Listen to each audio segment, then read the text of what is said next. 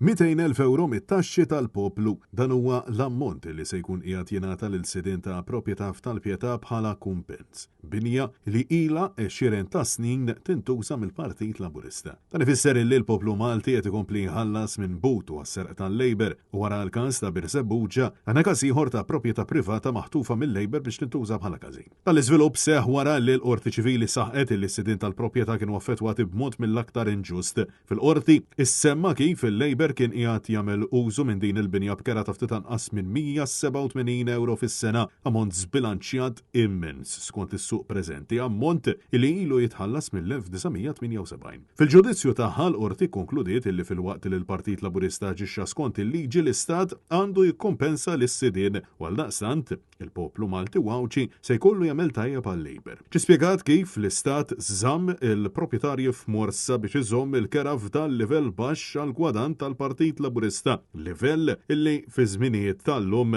ilaħħaq ma' 16,000 euro kera fis-sena. Ġi stmat ukoll illi mill-1987 sal-2024 il-Labor ħareġ biss ftit aktar minn 6,700 euro f'kera. Madankollu intqal illi suppost f'dan il-perjodu, skont l-esperti, kellhom jirċivu aktar minn 260,000 euro. Intant, il-Partit Nazzjonalista fakkar kif il-Labor ħataf fideh din il-proprjetà legalment snilu u għamela tiegħu u issa wara snin twal ta' dan is-serq tispiċċa jħallas id-danni l-Istat jiġifieri il-poplu Malti mit-taxxi tiegħu. Ma fil-waqt li insista il-Labor tilef kull sens ta' moralità.